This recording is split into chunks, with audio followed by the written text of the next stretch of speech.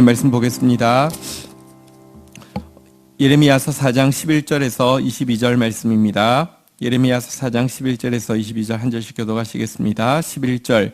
그때에 이 백성과 예루살렘에 전할 자가 있어서 뜨거운 바람이 광야에 있는 헐벗은 산에서 내 딸 백성에게 불어온다 하리라. 이는 키질하기 위함도 아니요 정결하게 하기 위함도 아니며 이보다 더 강한 바람이 나를 위하여 오리니 이제 내가 그들에게 심판을 행할 것이라. 보라, 그가 구름같이 올라오나니 그의 병거는 회오리 바람 같고 그의 말들은 독수리보다 빠르도다. 우리에게 화가 있도다. 우리는 멸망하였도다 하리라. 예루살렘아, 내 마음의 악을 씻어버리라. 그리하면 구원을 얻으리라. 내 악한 생각이 내 속에 얼마나 오래 머물겠느냐. 단에서 소리를 선포하며 에브라임 산에서 재앙을 공포하는도다. 너희는 여러 나라에 전하며 또 예루살렘에 알리기를 애워싸고 치는 자들이 먼 땅에서부터 와서 유다 성읍들을 향하여 소리를 지른다 하라. 그들이 밭을 지키는 자같이 예루살렘을 애워싸나니 이는 그가 나를 거역하였기 때문이니라. 여호와의 말씀이니라. 내 길과 행위가 이 일들을 부르게 하였나니 이는 내가 악함이라. 그 고통이 내 마음에까지 미치느니라. 슬프고 아프다. 내 마음속이 아프고 내 마음이 답답하여 잠잠할 수 없나니 이는 나의 심령이 나팔 소리와 전쟁의 경보를 들음이로다. 패망에 패망이 연속하여 온 땅이 탈취를 당하니 나의 장막과 휘장은 갑자기 파멸되도다. 내가 저 깃발을 보며 나팔 소리를 듣기를 어느 때까지 할꼬. 내 백성은 나를 알지 못하는 어리석은 자요 지각이 없는 미련한 자식이라. 악을 행하기에는 지각이 있으나 선을 행하기에는 무지하도다. 아멘. 하나님은 이 예레미야서에서 이스라엘 백성들이 진실하게 반드시 돌아올 것이고 돌아오게 할 것이라고 약속하고 있습니다. 이것이 우리의 소망입니다. 그런데 이 진실하게 완전히 돌아오는 일 앞에 분명히 엄중한 징계가 있을 것에 대해서도 말씀합니다. 엄중한 징계 없이는 절대로 돌아오지 않을 것도 주님께서 알고 계시기 때문입니다. 이것은 우리에게도 적용이 됩니다. 하나님은 당신의 말씀을 이루실 것입니다. 그러나 그 전에 우리에게 정말 하나님의 말씀의 징계가 있지 않고는 정신을 차리지 못하는 것이 우리의 모습임을 인정해야 합니다. 그래서 정말 두렵고 떨림으로 하나님 앞에 채찍과 징계를 주셔서라도 고쳐주옵소서 하는 고백이 있어야지만 우리에게 희망이 있습니다. 11절부터 12절 교독하도록 하겠습니다. 그때 이 백성과 예루살렘에 전할 자가 있어서 뜨거운 바람이 광야에 있는 헐벗은 산에서 내 딸 백성에게 불어온다 하리니 이는 키질하기 위함도 아니요 정결하게 하기 위함도 아니며 이보다 더 강한 바람이 나를 위하여 오리니 이제 내가 그들에게 심판을 행할 것이라. 하나님께서 돌아오게 할 것이지만 징계 없이는 돌아오지 않기 때문에 징계할 것인데 이제 뜨거운 바람이 그리고 이제 백성들에게 불어오는데요. 키질하기 위함도 아니고 정결하게 하기 위함도 아니라고 태풍 같은 바람이 올 것인데 이것은 심판을 행하기 위함이라고 분명히 경고하고 있습니다. 이 심판의 도구로 사용될 자는 바로 바벨론인데요. 자, 13절에 보면 이 바벨론의 모습에 대해서 이렇게 구체적으로 묘사하고 있습니다. 같이 읽겠습니다. 시작. 보라, 그가 구름같이 올라오나니 그의 병거는 회오리 바람 같고 그의 말들은 독수리보다 빠르도다. 우리에게 화가 있도다. 우리는 멸망하도다 하리라. 구름이 빽빽한 구름처럼 회오리 바람처럼 이 병거는 또 말들은 독수리처럼 임할 것이다 라고 이야기하면서요. 바벨론의 군대가 얼마나 빠르게 얼마나 많이 얼마나 무섭게 다가올지를 이야기하면서 우리에게 화 있도다 우리는 멸망하도다 온 이스라엘 백성들이 그렇게 외치게 될 것이라고 이야기하고 있습니다. 이 같은 심판을 전하는 선지자 예레미야는요, 14절 이렇게 이스라엘 백성들에게 다급한 마음으로 부탁합니다. 읽겠습니다. 시작. 예루살렘아, 내 마음의 악을 씻어버리라. 그리하면 구원을 얻으리라. 내 악한 생각이 내 속에 얼마나 오래 머물겠느냐. 이 무서운 경고를 전하면서도 하나님의 마음을 알고 있기 때문에 또 이 무서운 경고를 전하면서 이 경고가 실제라는 것을 알고 있기 때문에 예레미야는 간곡하게 부탁합니다. 내 마음의 악을 씻어버리라고. 그러면 구원이 있다고. 내 악한 생각이 내 속에 얼마나 오래 머물겠느냐고. 빨리 포기하라고, 빨리 돌이키라고, 빨리 회개하라고 제발 하나님 앞에 이렇게 부탁하고 있는 것입니다. 자, 이렇게 부탁을 하고 있는데요. 자, 이제 15절부터의 내용은요. 이 심판의 이제 이 심판의 바벨론 군대가 어떻게 쳐내려올지를 구체적으로 묘사합니다. 15절, 16절 교독을 하겠습니다. 단에서 소리를 선포하며 에브라임 산에서 재앙을 공포하도다. 너희는 여러 나라에 전하며 또 예루살렘에 알리기를 애워싸고 치는 자들이 먼 땅에서부터 와서 유다 성읍들을 향하여 소리를 지른다 하라. 여러분, 이제 여기 보면요, 단은 이스라엘 최북단에 있습니다. 에브라임은 중부 지방에 있습니다.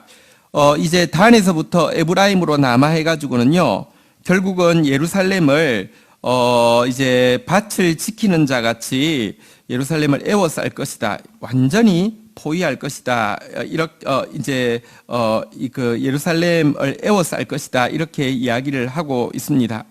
17절 한번 볼까요? 17절, 18절 교독하겠습니다. 그들이 밭을 지키는 자 같이 예루살렘을 에워싸나니 이는 그가 나를 거역하였기 때문이니라. 여호와의 말씀이니라. 내 길과 행위가 이 일들을 부르게 하였나니 이는 내가 악함이라. 그 고통이 내 마음에까지 미치느니라. 이처럼 이제 바벨론이요 남하에서 예루살렘을 완전히 포위하여서 에워쌀 것인데 이유가 무엇이냐 한번 따라하겠습니다. 그가 나를 거역하였기 때문이니라. 너희의 그 반역이 이 같은 일을 불렀다 이렇게 말씀하시면서요. 그 반역에 대해서 다시 이렇게 이야기합니다. 한번 따라하겠습니다. 내 길과 행위가 이 일들을 부르게 하였나니.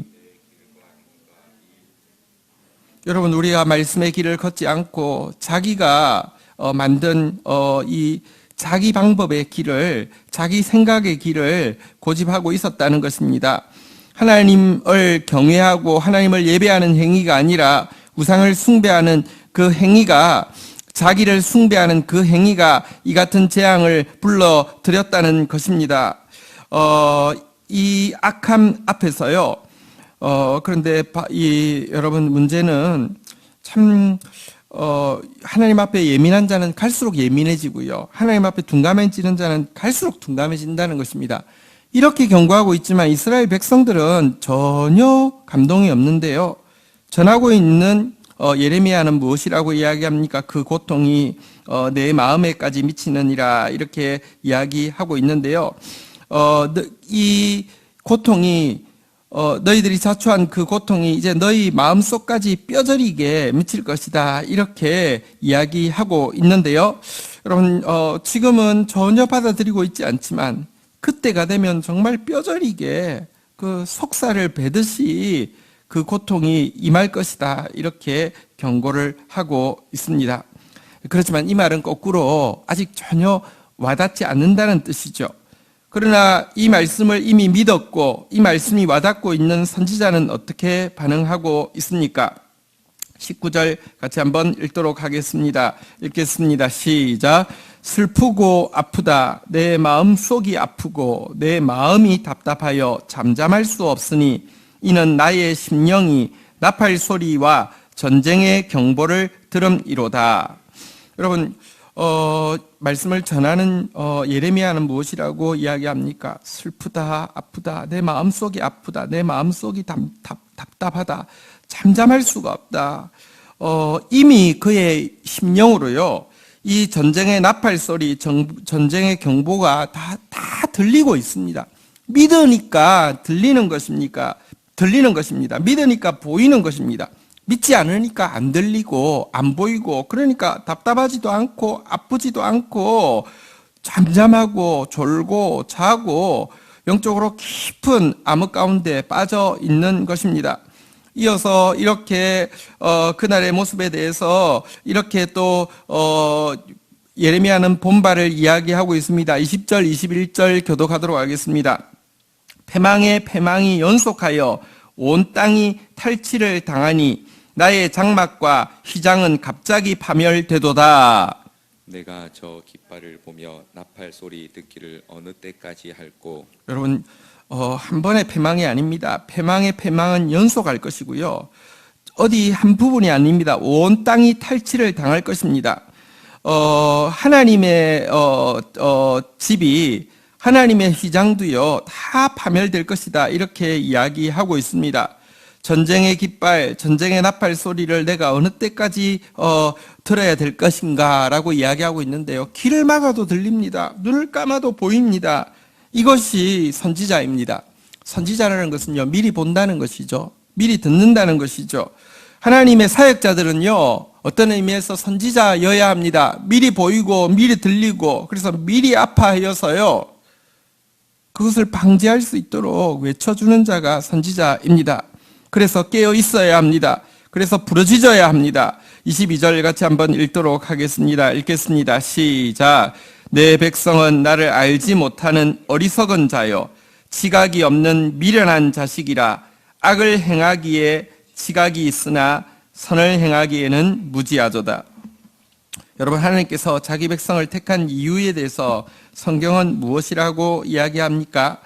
선을 행하는 데 특별한 지식과 선을 행하는 데 특별한 열심을 가진 자 되게 하기 위함이라고 명시하고 있습니다.